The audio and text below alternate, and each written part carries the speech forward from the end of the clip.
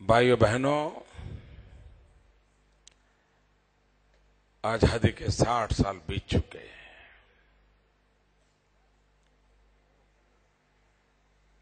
पचपन साल तक एक ही पार्टी की हुकूमत रही। 50-52 साल तक एक ही परिवार का साम्राज्य रहा और उसके बावजूद भी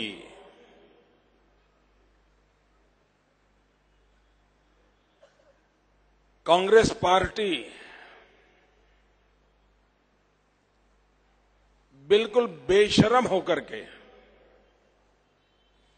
औरों पर आरोप लगाने की हिम्मत करती है।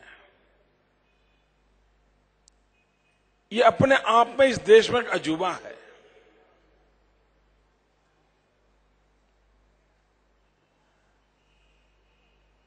कोई मुझे बताए मित्रों, इस बार जो अमेरिका में चुनाव नतीजे आए हैं उसके कई कारण हो सकते हैं। कई कारणों की मीमांसा भी हो सकती है, लेकिन मैं एक ऐसे पहलू की ओर ध्यान आकर्षित करना चाहता हूं। जो लोग कई बार अमेरिका का हवाला देते हैं, वहां पर जो परिवर्तन हुआ उसकी चर्चा करते हैं और देश के बड़े जाने माने पॉलिटिकल पंडित किया करते हैं, और भारत के राजनीतिक मानचित्र पर इसको जरा सोचने की आवश्यकता है। और इसलिए मैं कहना चाहता हूं, क्या कारण था अमेरिका की जनता ने ओबामा को पसंद करने की दिशा में गए? मित्रों, कई कारण होंगे, लेकिन एक महत्वपूर्ण कारण यह था कि अमेरिका का लोकतंत्र, अमेरिका का नागरिक एक बात से ऊब चुका था। 25 साल से करीब हिंदुस्तान में तो हम एक परिवार को झेल रहे हैं, वे लोग 2 परिवार को झेल रहे थे।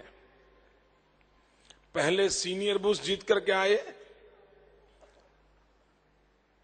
फिर जूनियर बुश जीत के आए। अब उसमें भी कैसे? सीनियर बुश एक बार, सीनियर बुश दूसरी बार, फिर क्लिंटन एक बार, क्लिंटन दूसरी बार, फिर जूनियर बुश एक बार, जूनियर बुश दूसरी बार, फिर मौका आया मिसेस क्लिंटन, और तब जाकर के पूरा अमेरिका चौंक गया कि भी ये क्लिंटन बुश चलेगा कि उसके बाहर अमेरिका जाएगा। और तब जाकर के अमेरिका के मतदाताओं ने हिम्मत के साथ फैसला किया और इस परिवार की दुनिया को तोड़ दिया। मित्रों, जो लोग अमेरिका की उदाहरण देते हैं, हमारे देश में इस तर्क, इस चर्चा, इससे बोलने से कतराते हैं, लेकिन भारत के परिप्रेक्ष्य में इस स्थिति को समझना होगा। क्या इस देश को चलाने का सामर्थ्य देश के अन्य लोगों में नहीं है? लाल बहादुर शास्त्री हो, नरसिम्हा राव हो, अटल बिहारी वाजपेयी हो, उनकी सरकारों का कार्यकाल हिंदुस्तान के अच्छे से अच्छे कार्यकाल के शिरोमोर पर है, ऊंचाइयों पर है। और इसलिए ये प्रबुद्ध नागरिक है, इसलिए मैं कहना चाहता हूं, और देश की अर्थनगरी से मैं बात बताने आया हूं तब, कि हम अपने सोचने के दायरे से बाहर आने को तैयार है कि नहीं है। मित्रों, एक दूसरा मैं कठिनाई अनुभव कर रहा हूं। ये जो कंज्यूमरिज्म का जमाना है और टीवी तय करता है कि आप कौन सी टूथपेस्ट उपयोग करेंगे, कौन सा जूता खरीदोगे, परिवार का बच्चा भी प्रभावित होता है। अब जीवन में उपयोगी कमोडिटी के लिए तो बात समझ आ सकती है, लेकिन आज कोशिश ये हो रही है उसी तौर तरीके से साबुन खरीदना, टूथब्रश खरीदना अलग बात है, सरकार बनाना एक बहुत बड़े दायित्व की बात होती है। क्या कहीं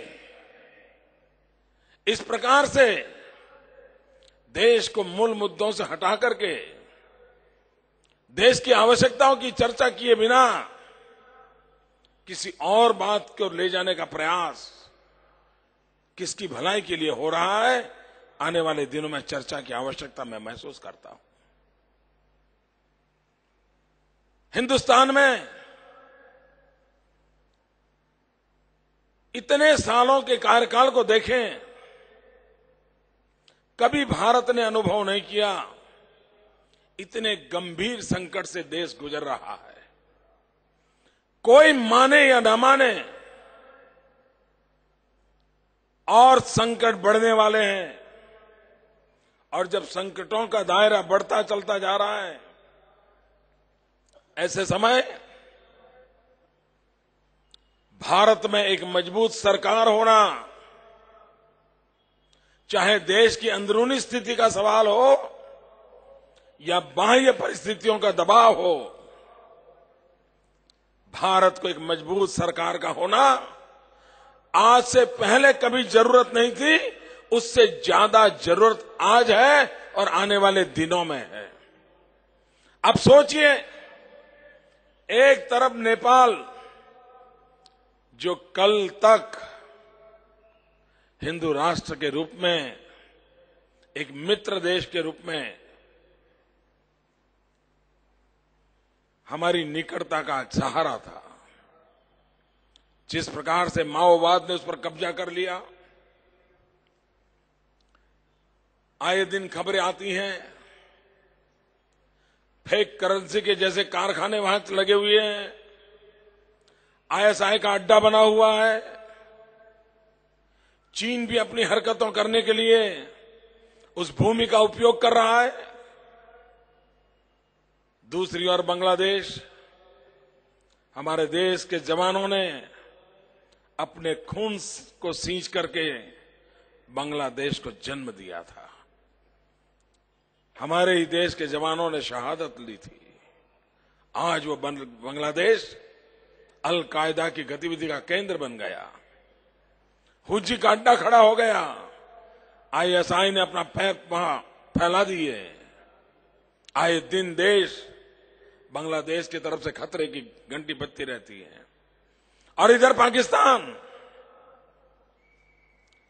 पाकिस्तान पहले ही से ही परेशान करता था, अब तालिबान ने उस पर कब्जा जमा दिया है और तालिबान का दावा है वो कराची तक पहुंच चुका है। और अगर कराची तक तालिबान का पहुंचना, मुंबई दूर नहीं है दोस्तों, और गुजरात तो बिल्कुल दूर नहीं है। देश के चारों तरफ संकट के बादल मंडरा रहे हैं। कोई मुझे बताए मित्रों, दिल्ली सरकार के पास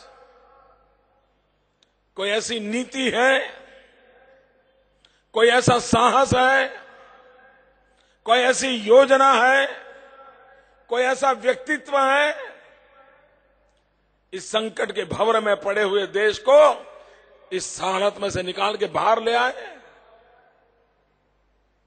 भाइयों बहनों, यहां बैठे हुए हर व्यक्ति के मन में आज मैं सवाल छोड़ के जा रहा हूं। इन सवालों के जवाब वर्तमान सरकार के पास से मिलना मुश्किल है, और उसका मूल कारण है देश में ताकत नहीं, ऐसा नहीं है। देश में बुद्धिधन नहीं, ऐसा नहीं है। देश में रणनीतिकार नहीं, ऐसा नहीं है।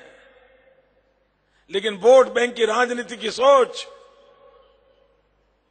इंडिया फर्स्ट, भारत के हित सर्वोपरि, उस और सोचने के लिए जो ताकत चाहिए वो ताकत में रुकावट पैदा करती है। और तब जाके इस समय की मांग है कि दिल्ली में एक मजबूत सरकार की आवश्यकता